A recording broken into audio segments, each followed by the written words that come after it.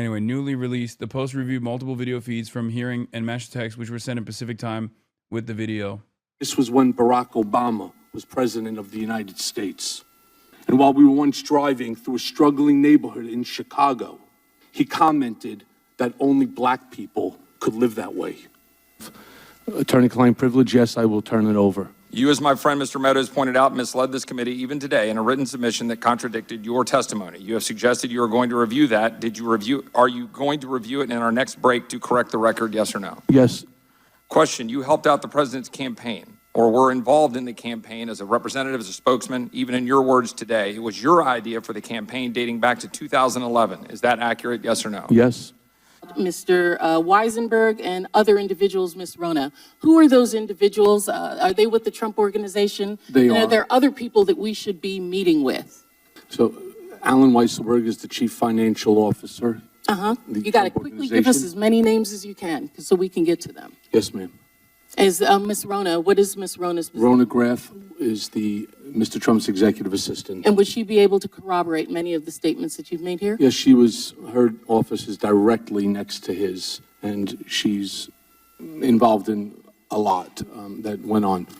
So here they are. 20,000 documents from Jeffrey Epstein's estate have been released for all to see, and we've been through them. They feature Donald Trump, the former Prince Andrew, Peter Mandelson, and of course, Epstein's girlfriend and co-conspirator, Ghislaine Maxwell, along with many other people. Here's a deep dive into Epstein's world. Let's begin with Donald Trump. The emails relating to him span about a decade, up until just before Epstein's death in jail in 2019. It's important to stress that there are no emails from or to Donald Trump. They're all from Epstein to others. They give a remarkable new insight. Epstein claiming a closeness with Trump, who, remember, is on record as saying he disassociated himself with Epstein years earlier in the early 2000s. Let's begin in 2011, 5 years before Trump was elected president for the first time. I want to show you this one from Jeffrey Epstein to his girlfriend and co-conspirator Ghislaine Maxwell in April 2011. It was written not long after he'd been released from house arrest for having solicited prostitution from a minor, and he was trying to rebuild his reputation. Epstein says to Maxwell, "I want you to realize that the dog that hasn't barked is Trump. Virginia spent hours at my house with him. He has never once been mentioned. Police chief, etc. I'm 75% there." Now, Virginia is Virginia Giuffre, one of Epstein's victims and the woman in that now infamous photo with Andrew Mountbatten Windsor. We'll come to him later because there are new emails between Andrew and Epstein. Now, Giuffre, who took her own life earlier this year, never accused Trump of any wrongdoing, but Epstein is alleging that Trump and she spent hours together at Epstein's house. The White House has hit back. Listen briefly to Trump's press secretary on this. Ms. Giuffre maintained, and God rest her soul, that she no longer Prince. maintained that there was nothing inappropriate she ever witnessed, that President Trump was always extremely professional and friendly to her. Now, as the years pass, the tone of the emails evolves. We get a glimpse into how the nature of the relationship, from Epstein's perspective, appears to have changed. How Epstein began to believe that he had a hold over Trump. These were the years leading up to Trump's election victory in 2016. Now, December 2015, this is just under a year before Trump won the 2016 election, and he's in the goon cave again, the Trump goon cave.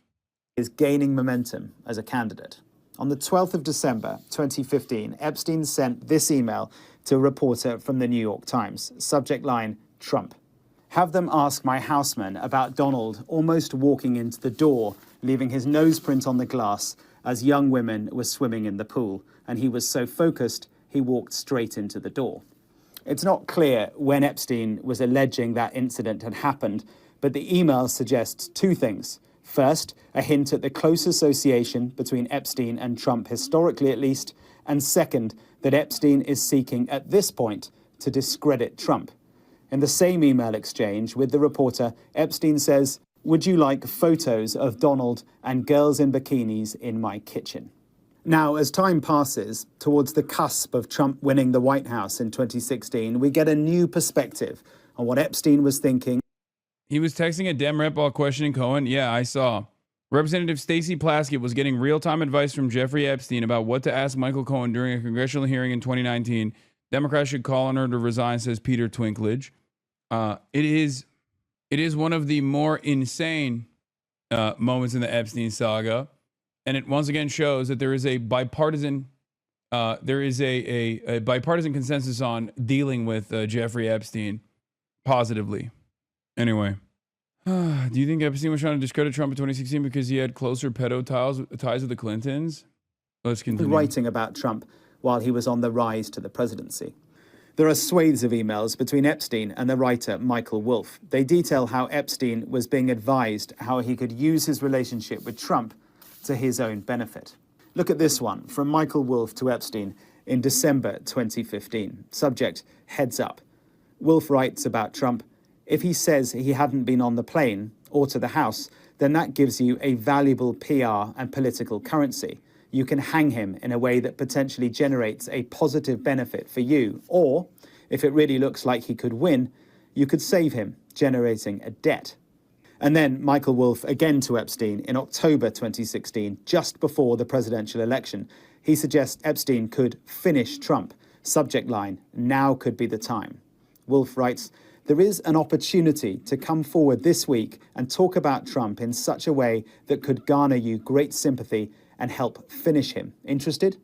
Trump wins the election in November 2016. Look at this. Was Epstein in Trump Tower just days after? On the 13th of November 2016, a woman called Linda Stone asks Epstein, "You still in Paris?" Half an hour later, he replies, "Trump Tower." It's not clear who, if anyone, he was. Yeah. The suspicion right now is that he flew into France and then made his way to London to meet up with Donald Trump and Prince Andrew quietly. And then shortly thereafter, and I don't know what they talked about in that meeting. This is all speculation at this point, but there is at least some evidence to point that is like what took place. Because Trump did publicly meet with Prince Andrew, which is already weird, right? Already a weird thing to do. Why the f are you meeting with Prince Andrew, former Prince Andrew now?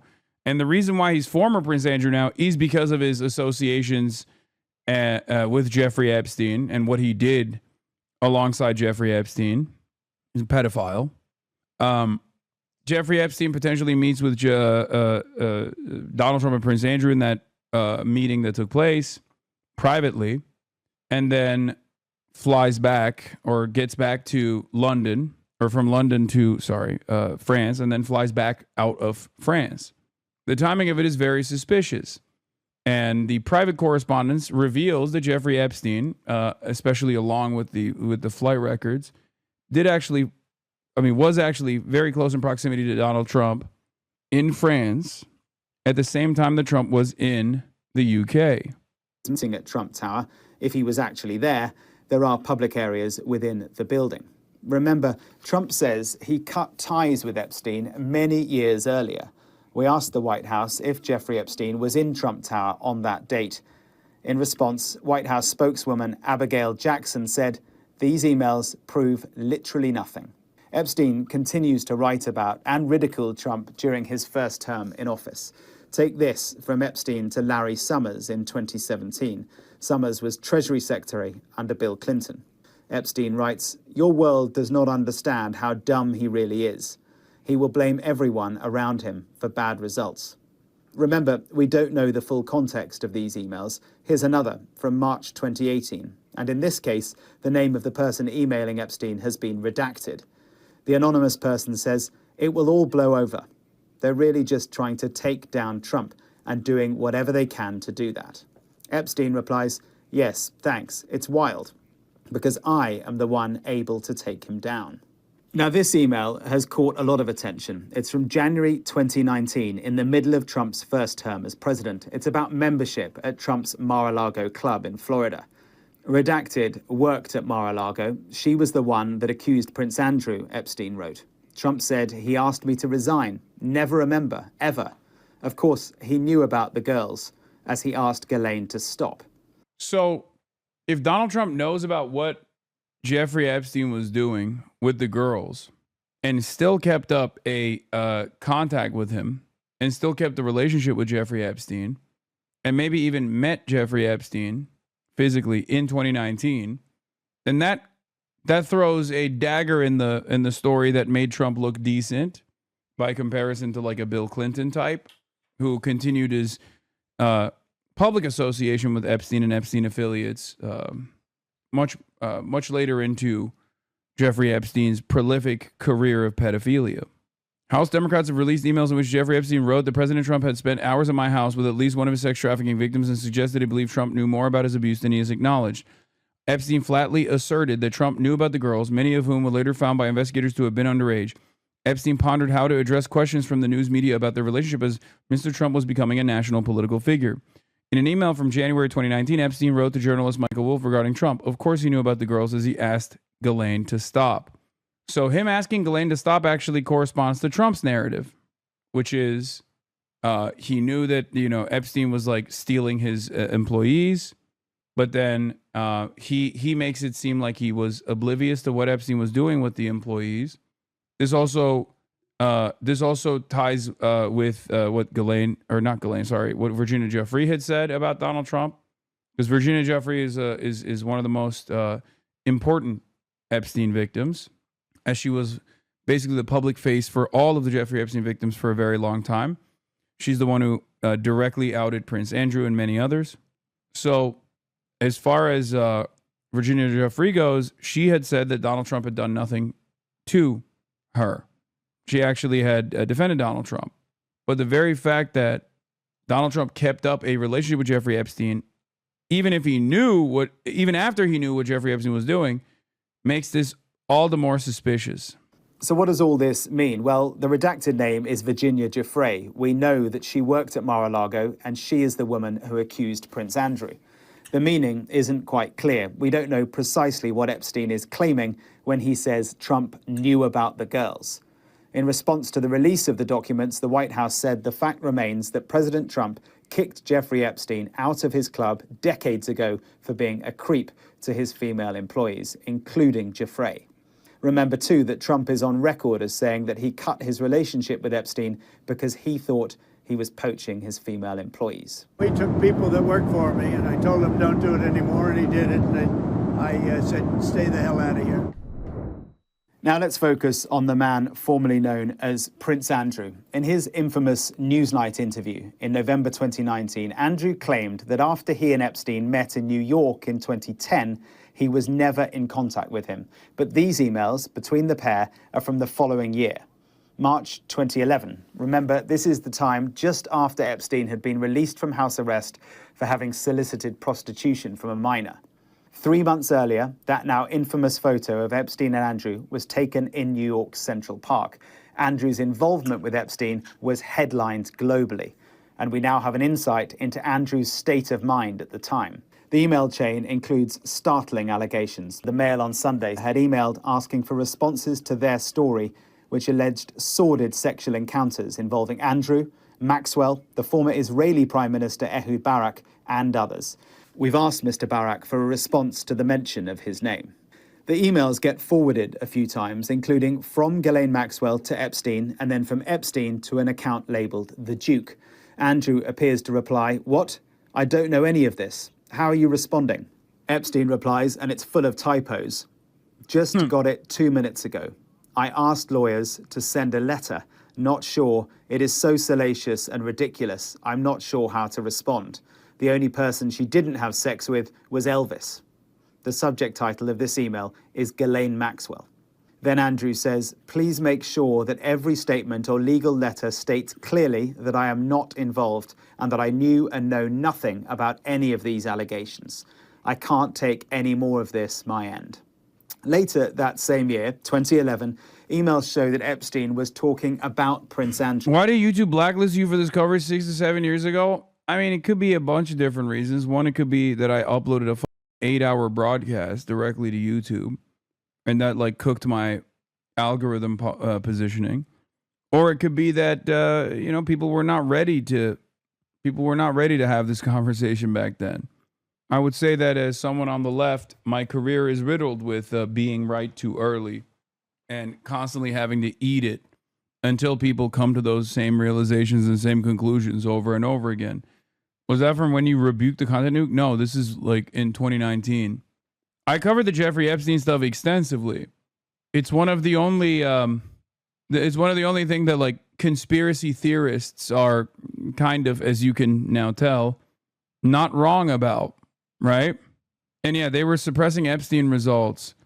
An example from newly released files showing how consultants sought to influence Google search results, burying articles about Jeffrey Epstein being a billionaire pedophile or having a diary of his underage victims, and then boosting articles about his philanthropy. Epstein's consultants influenced Google search results to minimize his negative coverage. We will see our properties shoot up due to the reinforcement we can provide from sites like Harvard, Nat Geo, and other publications we have influence over. So they were actively trying to manipulate the algorithm, which is normal stuff that PR consultants do. It's just, in this circumstance, the person that they were doing it for is also potentially a espionage asset for Mossad and CIA. Did you think in 2019 that Epstein was an Israeli agent? Yes. Yes.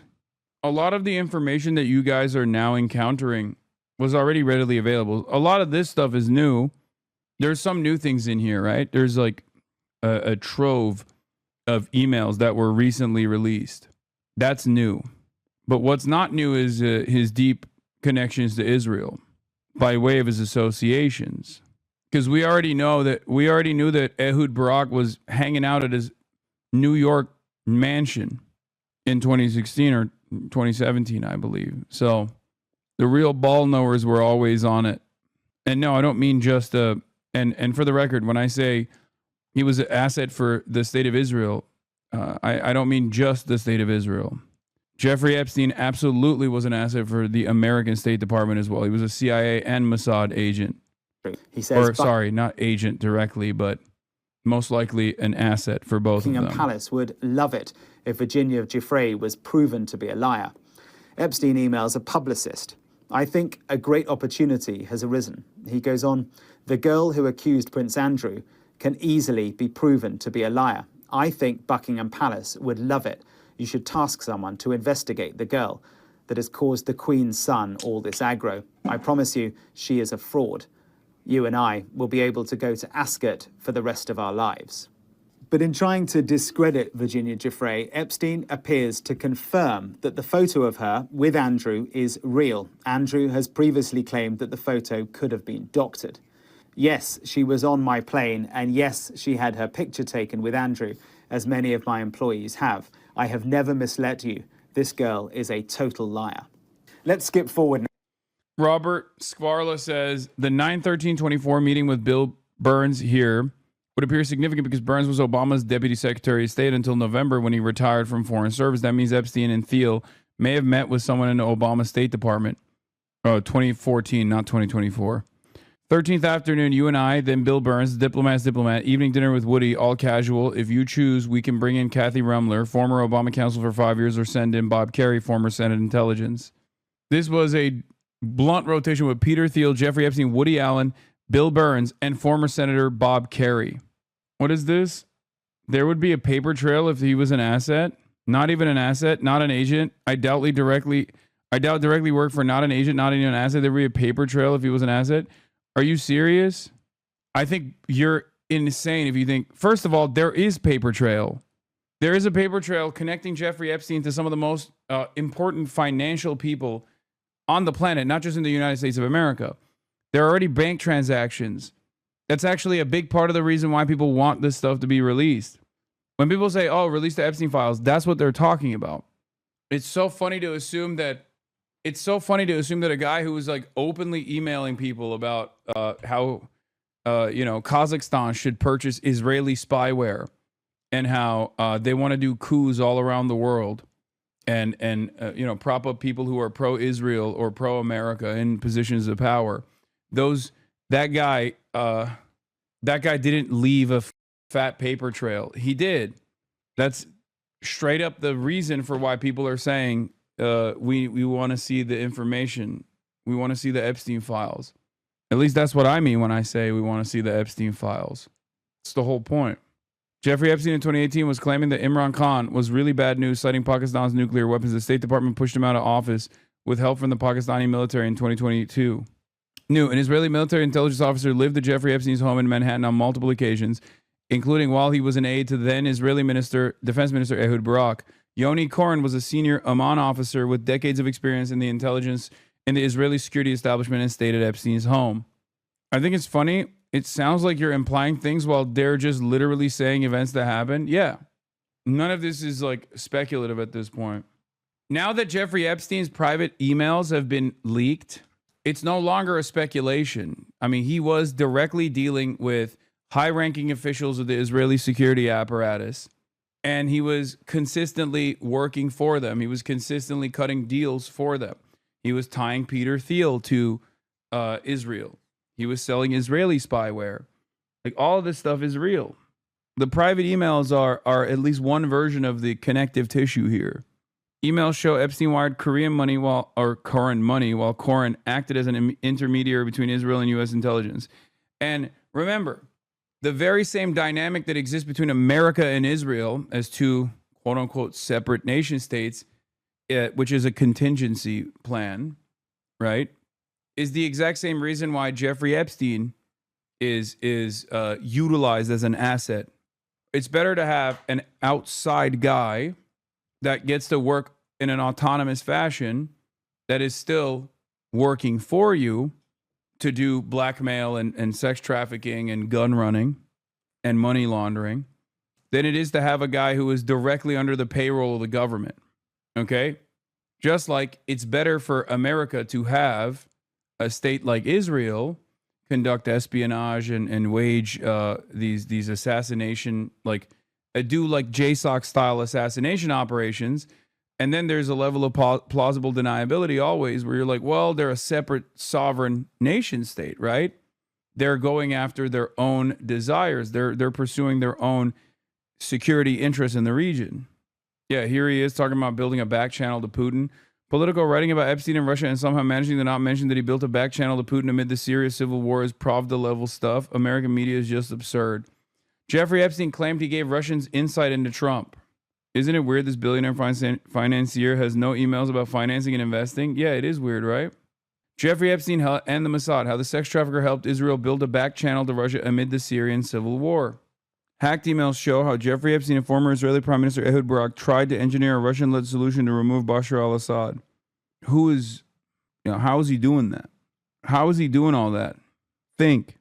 To January 2015, Epstein and Maxwell appearing to be in private brainstorming responses to each other to a legal and media storm.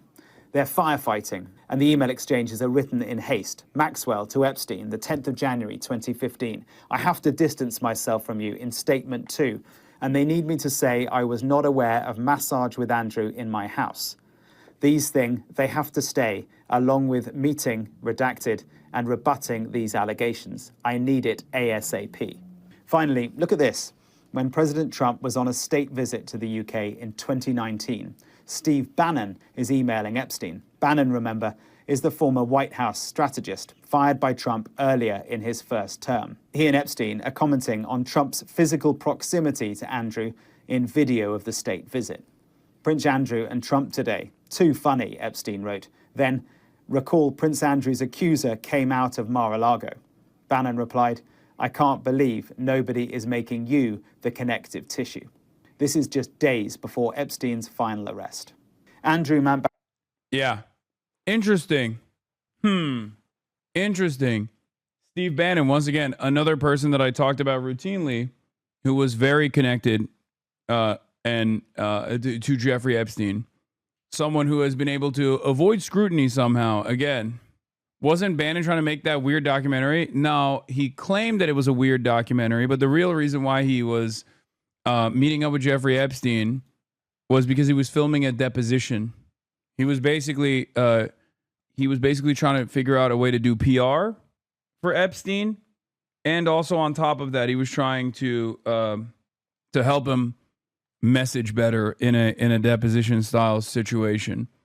And from what I understand, I mean that when he was outed, he said, "Oh, I was just trying to film a documentary about how evil he is," and yet, for some reason, that documentary, as far as I understand, never was released. Maybe it was. Maybe I didn't see it, but I don't believe that he I don't believe that the editing on that documentary would be what the actual would actually reveal the true intentions. Epstein seemingly had close ties with the Gulf states as well. Besides his meeting with MBS, he conversed regularly with the president of Dubai and multiple Emirati businessmen, as well as meeting with the Qatari officials. Yep. He even had a Saudi passport. He also was involved in the Maldives, Mongolia, and had a bunch of other countries. He seemed to be everyone's guy. Yeah, but you don't get to be... Those countries that you're referencing are still very much aligned with America.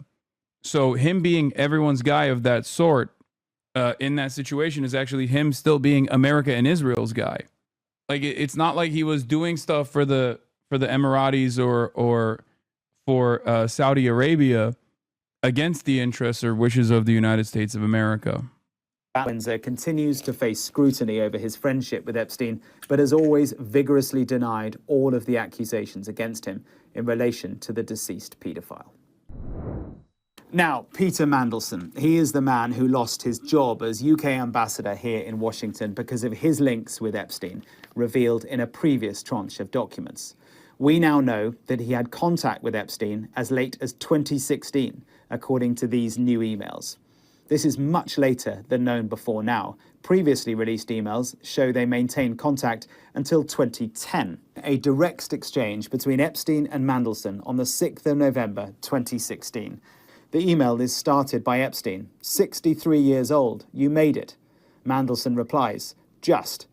I've decided to extend my life by spending more of it in the US. Later in the chain, Donald in White House, will he get there? Mandelson writes. And then what appears to be a separate thought, yes, without Andrew, it would not have gone nuclear. It's not clear quite what Mandelson is referring to. Mandelson then goes on to reference his relationship with his own husband. Epstein writes to Mandelson, I was right in your staying with Ronaldo. Ronaldo is Mandelson's husband.